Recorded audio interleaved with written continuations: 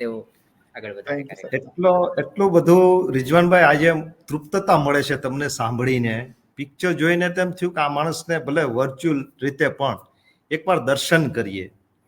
એક જીવન ઉપરનો કુદરત પ્રયોગ કરતો હોય છે અને આ પ્રક્રિયાઓ ચાલતી હોય છે. આ પ્રક્રિયાઓના પ્રારંભમાં જ મેં જોયું અને આપે કીધું પણ ખરું કે ધાર્મિકતા કરતા છે ને આધ્યાત્મિકતાનું બહુ મહત્વ છે. આ હાર્દિકભાઈ જે વાત કરી ને અને ડિપ્રેશનની પણ આપણે વાત થઈ, ડિપ્રેશન, આત્મહત્યા, એક બહુ સરસ મજાનો મોટો સર્વે થયો છે કે જે લોકો આધ્યાત્મિક છે ને આવા લોકો ક્યારે ડિપ્રેશનમાં બહુ ઓછા જાય છે. માત્ર ધાર્મિકતા અને આધ્યાત્મિકતા એટલે ખબર ન પડે આપણને, એને કઈ એવી કંઠી કે એવી કોઈ વિશેષ ચિત્ર એમનું ન હોય, વેશભૂષા ન હોય. પણ રિઝવાનભાઈનું જોયું કે એ નાનપણ 15 વર્ષના હતા ને ત્યાંથી એમની સફળ કોઈ પણ એમ કહેવાય ને કે પુત્રનો લક્ષણ પારણેથી.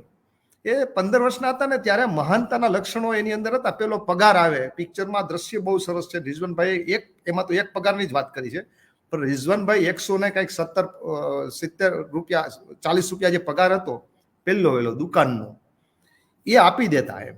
આ એક બહુ મોટું આધ્યાત્મિક લક્ષણ છે. ને બીજું, પોતાની જાત સાથે વાત કરવી. આ તો અતિ મહાન વાત છે, અતિ મહાન. એજ્યુકેશનમાંથી ન મળે પણ જો આ મળી ગઈ, આ રિઝવાનભાઈએ શોધી લીધી એના જીવનમાંથી.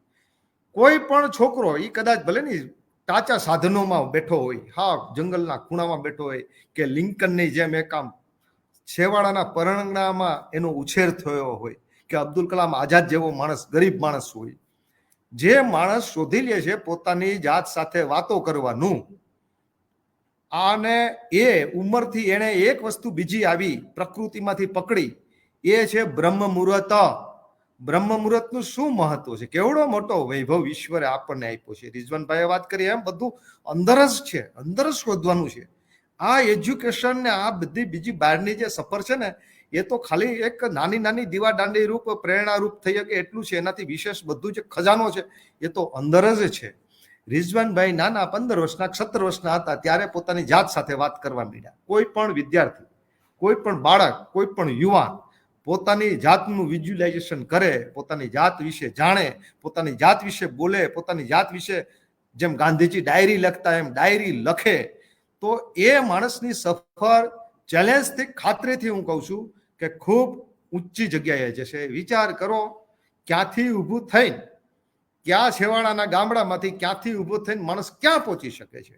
રિઝવાનભાઈ એટલે એકદમ અર્થ લેવલના માણસ, સિમ્પલી માણસ દેખાય છે, વાતો પણ સિમ્પલી છે, પણ માણસ નાના નથી. એ વિદ્યાર્થી મિત્રો, એનો સમય આપણને આપ્યો ને, આપણે કોમર્શિયલ રીતે આવા માણસને લેવા જઈએ ને તો આપણી કોલેજને પહોંચ પણ ન થાય.